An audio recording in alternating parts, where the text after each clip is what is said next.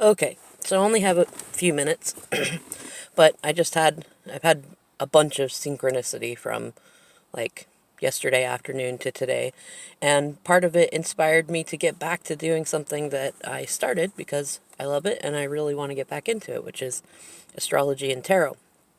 And interestingly enough, I learned this week that we are tonight, in fact, like it's already occurring today, we're going through a period where we have a full moon eclipse that's going to happen, that's like starting to happen now, but will be complete this evening. That is in the sign of Cancer. And it is surrounded by like 6 planets that are all in Capricorn. And because the full moon is in Cancer, the south node of it is in Capricorn also. So like we have a ton of Capricorn energy with this like huge Cancer energy coming up. And howdy to all the Capricorns feeling all this like crazy, beautiful, chaotic energy going on. My birthday's coming up. I'm a Capricorn also. And what I realized as a friend sent me a couple of things from the Witch's Almanac about what this is all about. Like it's about honoring the sacred feminine. But I realized too, in some of the things I've been learning recently, that it's also about honoring the sacred masculine, because Cancer is the sacred mother, Capricorn is the sacred father. And as we like progress through things and we go from like toxic masculinity into feminism, it can sometimes be toxic in itself until it becomes intersectional, because intersectional feminism covers everything. It's about balance. It's not about like one side or the other, which is a commonly confused thing. And interestingly enough, like I stopped to think like, whoa, okay, so we've got Cancer, which is ruled by the moon, and the moon rules the fourth house. Now, if you look at the second of the only 2 other videos that I've done, I did it on, I attempted to start doing videos about the last Mercury retrograde of 2019, which was Mercury retrograde in Scorpio in the fourth house, and the tarot cards for it was the Queen of Cups, sacred feminine, sacred mother, and the another card that went with it was Death. And interestingly enough, like the most of the reading I did about that was about the mother wound, right? And it was about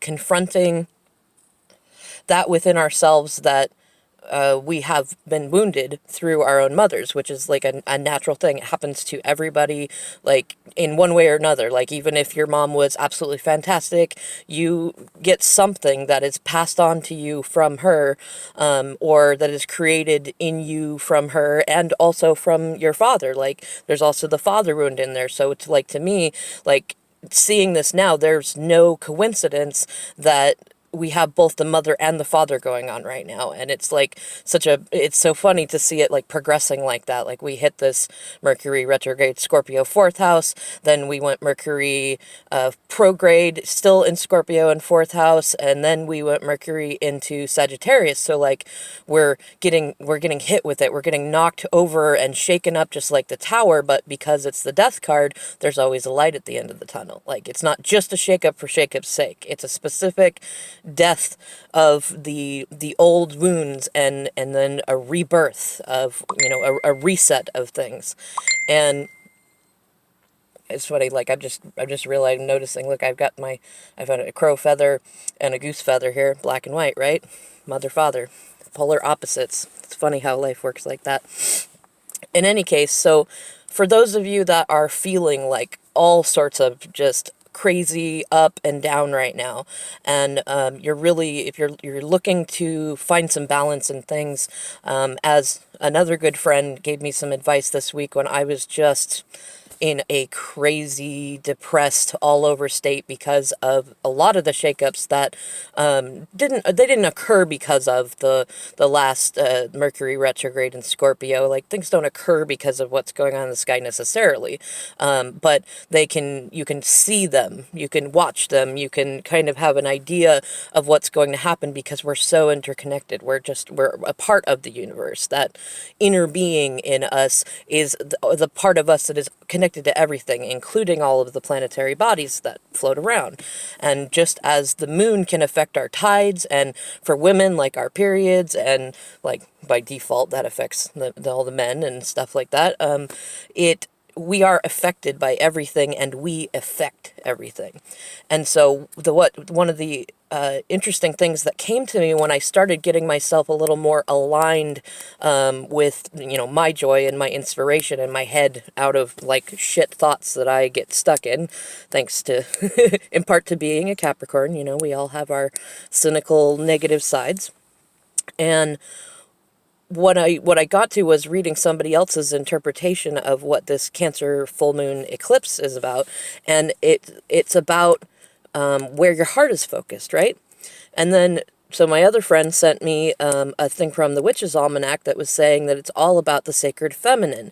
And I got that little spirit cookie, that little download that said, yo, you know what? Crap, this relates to what I was just reading about, what I did a reading about with the Scorpio Mercury retrograde and in the fourth house and the mother wound. Like right now is that time that if you're ready to stop repeating the same bullshit cycles that you've been doing in relationship to how the divine feminine and the divine masculine play a part in you, tonight is a great time to do it. It's not the last time you get to do it, but it's a great time to do it.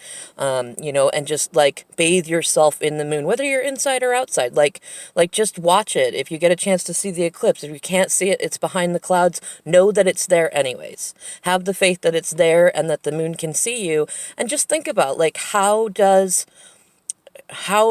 what is your mother wound? What is your father wound? Like, like for me, it's been becoming more and more apparent, especially as I did a little prayer to have things illuminated for me so that I could spot them and really work on myself about them, is like finding that healthy interdependence. Because so many of us get stuck in either toxic independence or in codependence. And I've got both sides, like, thanks Gemini rising and ADHD. So like I have big fears around not either being too independent and like alone forever, or